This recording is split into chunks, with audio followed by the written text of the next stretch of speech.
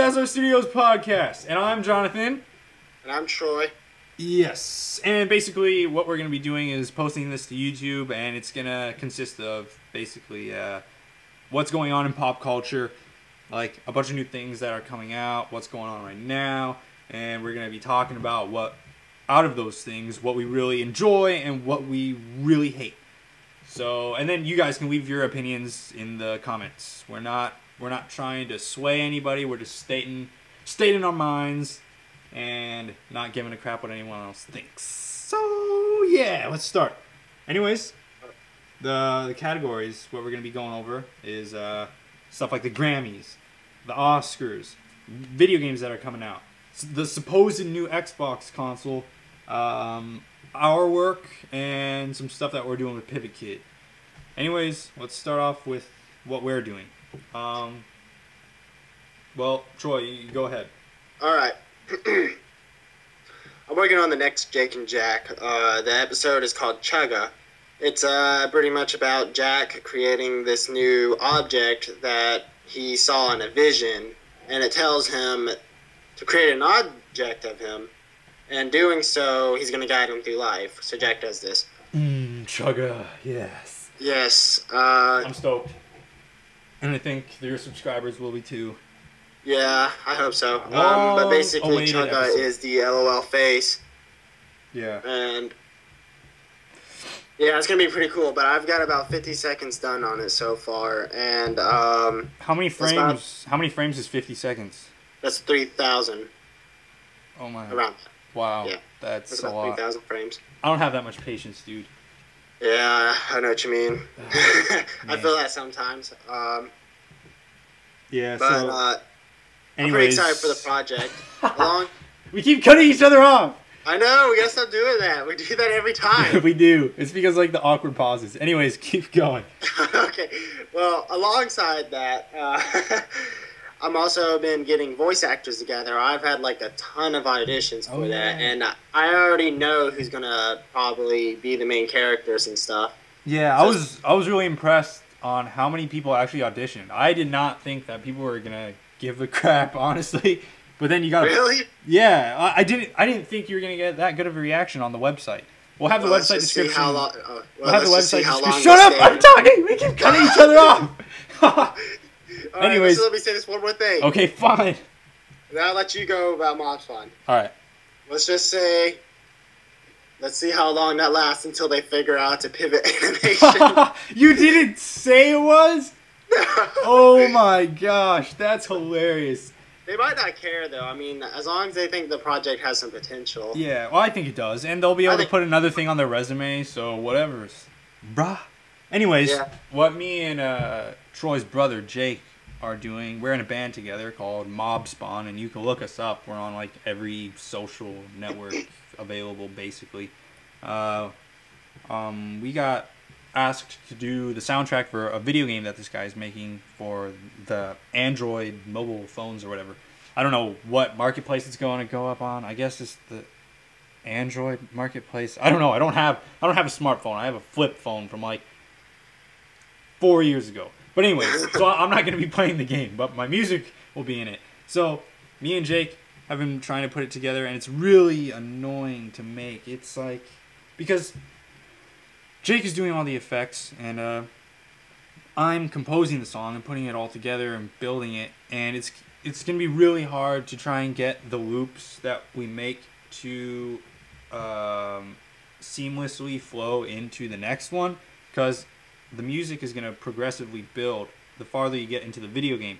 So I'm going to have to make it so that one loop, like I said earlier, seamlessly goes into the next one without cutting off or like botching up the main melody and the tempo and everything. So that's going to be a challenge in and of itself, and hopefully it turns out well, and hopefully the guy's good at programming the song into the game. So we'll see. So do you have any idea when it'll be released? Nope, not at all. We're nowhere near done. So yeah, I'm pretty excited for it. It kind of sounds like Tron to me. Actually, it sounds a lot like Tron to me. Thanks. That's a really good compliment. So yeah, I'm really excited for that. Yeah. Next thing we got is Pivot Kid. Pivot Kid 85. You can look him up on YouTube, and he's even got T-shirts on like a t-shirt website. I don't know what it is. We'll put a link to it. I'm gonna buy one. Yeah, I want to also. But anyways, you go explain what Pivot Kid does. Alright, Pivot Kid, he's a pivot animator. He's probably the most popular active pivot animator. Yeah, I'd say that. He has over 10,000 subscribers now. Wow. And that's pretty insane. But I know there are some pivot animators out there that actually have 40,000 subscribers, but they're no longer active. Yeah, which so sucks. Yeah, and they're really good. Yeah, exactly. But he's coming out with this new show called Memes. Yeah, Memes. Yeah, and it's basically about these stick figures who are powered with memes. Oh, yeah. They, like, every meme that you see on the internet, it's like a stereotypical joke to the next level in caption form on the internet for everyone to laugh at. So basically, like, those things that are in the memes, these characters gain, like, those stupid jokes and stuff, like, all the punchline to all these guys' guys' powers. Yeah. This show is based off of... Well, it's not based off of. It's mainly a parody off of the show called Heroes. Oh, yeah. Yeah, that's what I was thinking. I never got that confirmed, but yeah, totally. That's what I thought. Yeah. Yeah, so I'm pretty excited for that. I've been anticipating this for many months. Oh, yeah, and also me and Jake are in it. We actually voice act. Yeah, that's right. I forgot to mention that. Yeah, I think it's amazing because it's like Jake and Jack, the main characters in my video, are going to be characters in a really professional video. At least I think it's professional. Oh, yeah, they're really good. They're, like, so smooth.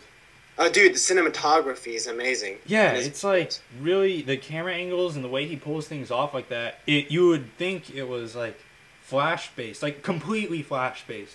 Yeah, and here's the thing: he's not like the best at like stiffness and movement. I mean, he's really good at it, but I mean, there's like some people on there that are better, but the people that are better, they have these really lame animations that always have black backgrounds. But they always have white backgrounds, and it's really boring to watch because it's very typical now for Pivot. And he's someone that I think is like really unique now. Yeah, because doesn't he create his own backgrounds? Yeah, he does. Yeah, it's really impressive. Anyways, I think we're going way too long than we expected to go on Pivot. Yeah, okay, but just one more thing. It's releasing next week. We'll probably actually have a longer conversation about this. Oh, yeah, on the next podcast, because it releases January 18th. So yeah, and it's not far away from another podcast. Yeah. Anyways. I'm excited. Anyways. The next... Grammy. Yes, the Grammy Awards. And honestly, I think I could speak on behalf of both Troy and I. We hate the Grammy Awards. Yes. Because it's basically just a crapshoot for rich people to get their songs promoted, even though they're already famous. And if you have a different opinion on it, feel free to post it in the comments. Say, you guys are stupid. Don't you realize that behind the Grammy Awards there's a 2-2 force that we can back up all music artists as one through the genre. And it's like, shut up. You can put that, but we're not gonna agree with you, all right? Because this is the internet and no one agrees. So. Anyways, right. Troy has the website open, and he's going to go through the categories of basically like the popular categories that people care about, like Song of the Year, Album of the Year. And then we're going to go into electronic stuff because that's what we like. Anyways, go ahead. So I'm just going to run down the list, and then after I run down the list, we can talk about the list. All right. All right, so first, Lonely Boy. Then second, Stronger, What Doesn't Kill You. Mm-hmm. Third, We Are Young. Yep. 4, Somebody That I Used to Know. Yes. 5, Thinking About You. Yeah. 6, We Are Never, Ever Getting Back Together. Ever. Just like I'm never getting... Never mind. I'm never getting that album. Yeah, I was about to say something like that, but I kind of forgot what I was going to say. Way to botch the joke. Anyways, the next thing. No, let's just talk about this list. Oh, okay. So what category is that? Sorry. Record of the Year. Record of the Year. All right. Okay. Taylor Swift, man. I'm sorry for you Taylor Swift fans. I don't think she deserves to be on that list at all. I mean, basically, you got America's sweetheart. Oh, she's Taylor Swift. Oh, she makes such sweet songs. Let's put her on the category. And she has so much money to pay us for promotions. Yay. High five. It's bad. I don't think she deserves up there. Deserves to be up there. She's a nice person, don't get me wrong, but I don't like her music at all. She's like... Oh, we're not going to get into that. Anyways, music. We're talking about music. What I was just going to say is the problem I have with her is all her songs are the same. Yeah, they're overly produced. Mumbo-jumbo. I'm not one of those people that I hate something, and then I say it shouldn't be on something just because I hate it. I legitimately think it sucks. Yeah, I'm not just saying, oh, it's Taylor Swift. She's so popular. She doesn't need to be on the list. I mean, I really don't think that the music that she puts out deserves to be on a list like this. Like, oh, yes, this is the greatest in this category of what it was trying to be all year. Are you kidding me? I don't think anyone in that category, like, of her poppy, like, sort of style deserves to be up in that list at all. There's so much better stuff. Like, say, for instance, Gautier, I don't care how you pronounce his name. That guy is amazing. Like, no joke. He does all that by himself. He'll sample, like, out of his record collection, out of the vinyl, from, like, the 1950s, a beat or a harmony, and he puts it in on his computer, and then he samples it, messes with it, and puts it all in the song. All of that is put together by him. He's like... That's awesome. It is awesome. Who else? Who else is up there? That's it for record of the year. All right. Yeah. All right. So album of the year. All right. We're gonna keep interrupting each other. I think so. I think so too.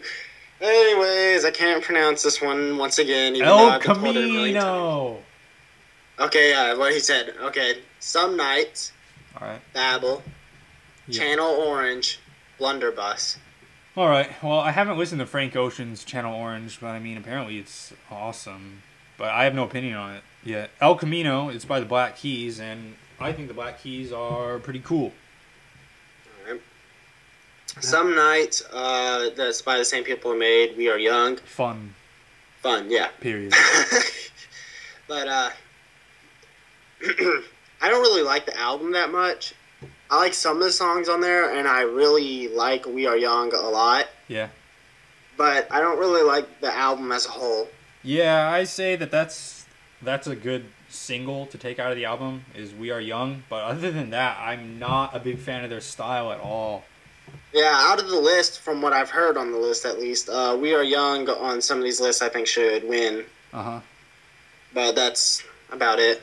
Okay, so this is what we're going to do, guys. Any of you who watch this video, in the comments below, you can put what your choices were for all these categories, and we'll look at them, and we'll respond and say that you're a total idiot and that you're totally wrong, and then we'll ban you off the comment list and never talk to you again. Ever. Because we are never, ever getting back together. Oh! Anyways, next thing. Alright. Song of the Year. The A-Team. Adorn. Call Me Maybe. Stronger. What Doesn't Kill You. Oh my God. We Are Young. Oh my gosh. Okay, first thing I gotta say. Why is Call Me Maybe on that list? I can't believe it. This is what instantly, in my brain, substitutes for Call Me Maybe. Freaking Gangnam Style. Where is that on that list? I think, I mean, that is an overly produced pop song as well. But if people look back on 2012, like through this year or a year from now, they're going to think, what was the song in 2012? Yep, Gangnam Style. That's it. Sums it up. Everything. And I don't understand also how somebody that I used to know isn't on that list. It went, like that music video went unbelievably viral on YouTube. So that, right. I don't even care about the rest of the songs. Okay, so list 5, best pop solo performance. Okay, Set Fire to the Rain. No, dude, no, screw this category. We don't care about this. Go to the next one. Go to the next one, like the electronic. Alright. I'm moving to it. Scroll down that page, boy. Okay, best dance electronic album. Alright. Wonderland. Yep. Don't think the Chemical Brothers. Oh no. Album title goes here. Fire and Ice, Bangarang. Alright, so Bangarang is by Skrillex. Fire and Ice is by Cascade. Album title goes here is by Deadmau5. Don't think is by the Chemical Brothers. And Wonderland is by Steve Aoki.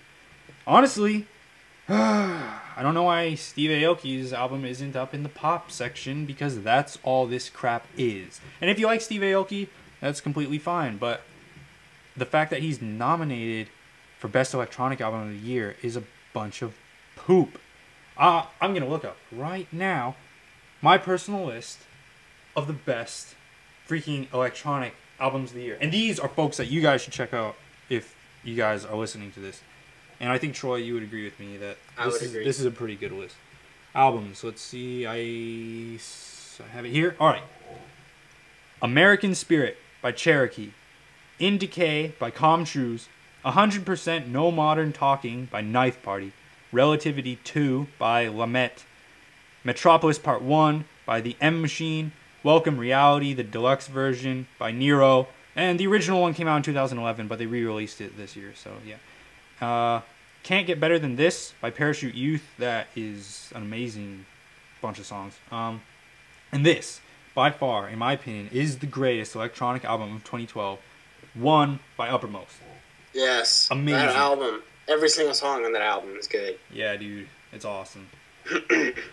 Yeah, the rest, I can't believe the Chemical Brothers are up there. They just tried copying what Daft Punk did with their live album, which it can never, ever be emulated unless Daft Punk comes out with a new live album. Yes, yeah. I agree. Yeah. Alright, so let's go on to Best Rock Performance. I think this is bullcrap, but I'm not no, dude, the electronic singles. Oh, wait. I don't see it. It's probably going to be later on in the list. No, it's right by the other one. The other electronic. It's just right below. Let's see, Best Traditional Pop Vocal Album. That's what comes right after. No! Okay, then right above it then. No, that's Best Dance Recording. Yeah, that's it. Oh. My bad. Stupid! Levels. Avicii! Oh, stupid. Let's go. Bangarang. Don't You Worry, Child. I Can't Live Without You. Alright, I honestly think all those are poop. Even Bangarang? Well, Bangarang definitely doesn't deserve to be in the top dance tracks of 2012. It doesn't really sound like a dance track to me. Well, yeah, it's not a very danceable song unless you're a weird dancer. Yeah. I like the song. Alright, yeah, it's a cool song, but I'm just saying it doesn't deserve to be in the top electronic. I mean, these people are so biased and narrow-minded. Yeah, it's true. Yeah, anyways, yeah, we'll just go quickly into the rock. Basically, Coldplay and Mumford & Sons are in it. Coldplay isn't traditional rock at all. I don't care what anyone says. They're not traditional rock. And Mumford & Sons is folk. They're not really rock and roll. I don't care what you say. People who are rock and roll be like Led Zeppelin, Rush, yes, all those dudes. Like, one of them should have been replaced with The Killers.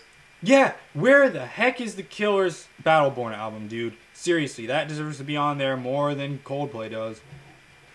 For rock, I mean, the Coldplay album is good. Don't get me wrong, just not in. It doesn't go in the rock category. Yeah, it's not really rock, but experimental weird stuff. I like Coldplay a lot. Yeah, Coldplay's really good. Anyways, next, we're done with the Grammys. Oscars. The Oscars are coming up. We're gonna go quickly into this because we didn't see all of the movies, like barely any of the movies. But the Oscars are coming. That's basically it. Anyways, new movies. We got like in 2015. There's 2014. An upcoming year. We got the new Star Wars Episode 7 coming out. I am not excited for that one at all. Here's why. I know. Star Wars Episode 7 doesn't make sense to me. Star Wars Episode 7, in my opinion, does not need to exist. Instead, they should have taken advantage of like the Old Republic. Or, yeah, they should have taken something of the huge universe Star Wars is. I know. But, you know what? The fact that it's owned by Disney now, I don't care really what anyone says about this. it does give the franchise way better potential than it did in George Lucas's hands. Okay, maybe in George Lucas's hands, but I will laugh at the day that I see Star Wars princesses. Oh, yeah. When I see that... Hey, kids, you can buy your Princess Leia Disney character from the Disney store now! Oh, hey, guys, I'm Mickey! Shut up, Mickey! Get out of my face!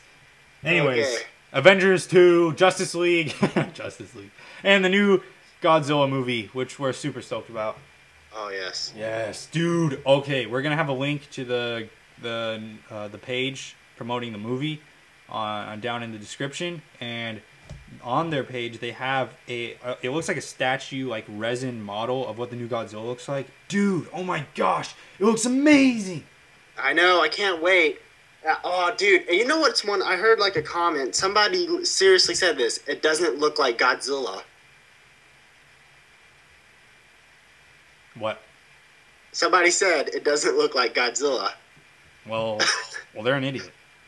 Yeah, it was funny because it looks a lot like Godzilla. It does. And you know what I thought was really awesome is that they didn't disregard the even as bad as like the 1990s or early 2000s Godzilla was. They didn't disregard that, like, the look of him. It's like they combined the Matthew Broderick one and the old, the classic Japanese one together to make this new one. It looks so cool.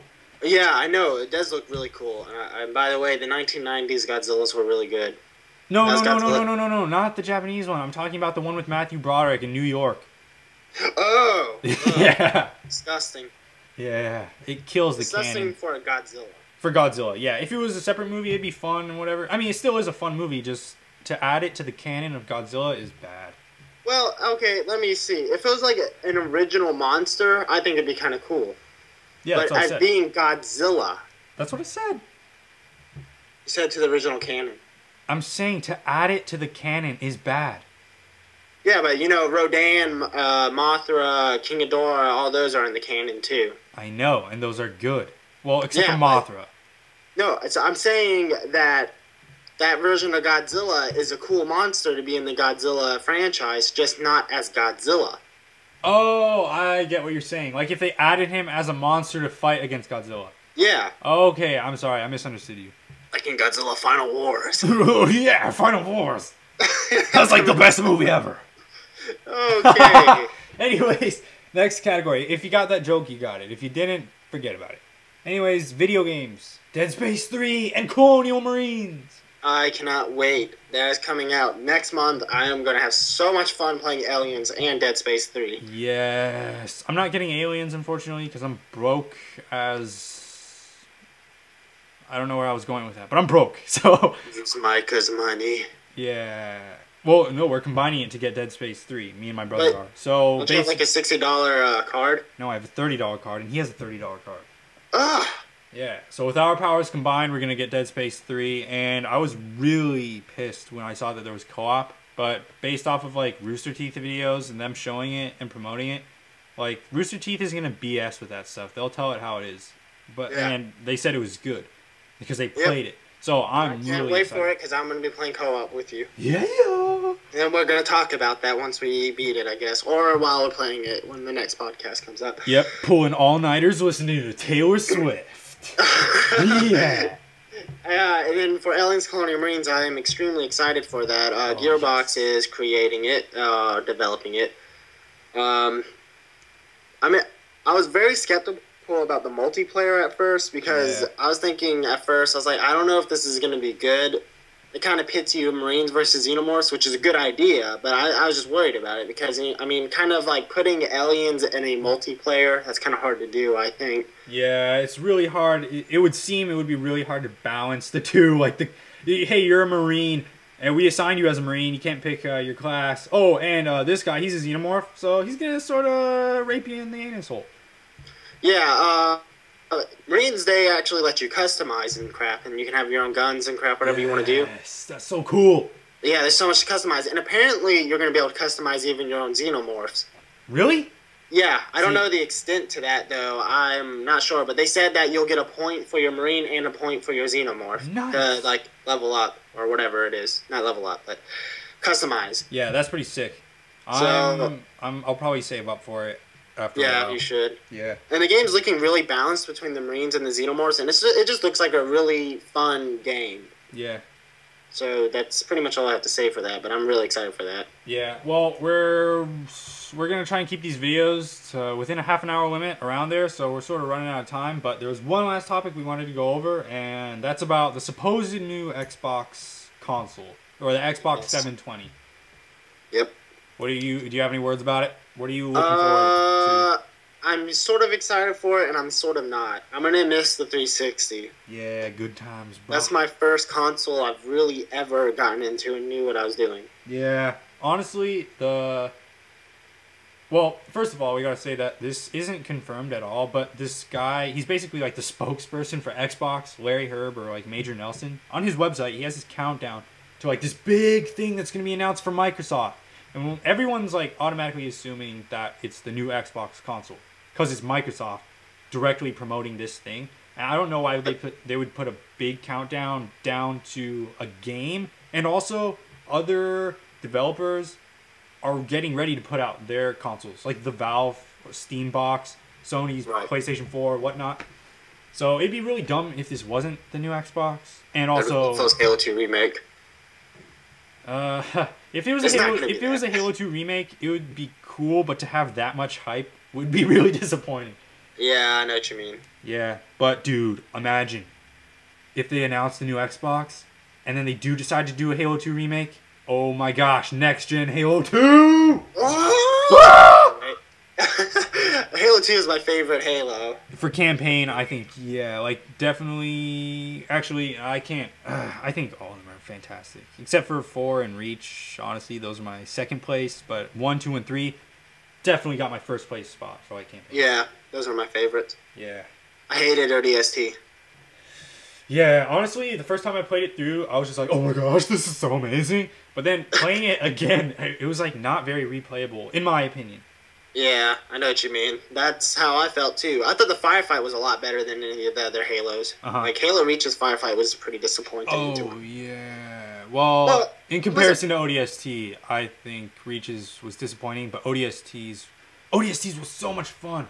It was just like really balanced within the maps. Even though they were all asymmetrical maps, it was so much fun to just go around and shoot folks. Yeah, it was really fun. It was one of my favorite, like, Halo game types. The only problem that I had with ODST, well, no, it's not the only problem. I had a million problems with ODST. But I didn't have any multiplayer. I kind of thought that it would be really cool to have a multiplayer where instead of playing as Spartans, you play as ODSTs without shields. Exactly. It would be really fun. Also, you know what I'm looking forward to, just to fit in these last 2 minutes? Dude, if they made like a Battlefront-style Halo game. That'd be awesome. Yes. And you get to play as like famous Spartans from like the books and all the lore, like after you level, like get a bunch of points, you get to play as like a Spartan or an Arbiter, something like that. That'd be awesome. Oh man. Anyways, we gotta wrap it up, and I think we're leaving it off on a pretty good note. Halo. All right. Well, that's pretty much it. See you guys later. Yep. See ya, folks. Twinkies.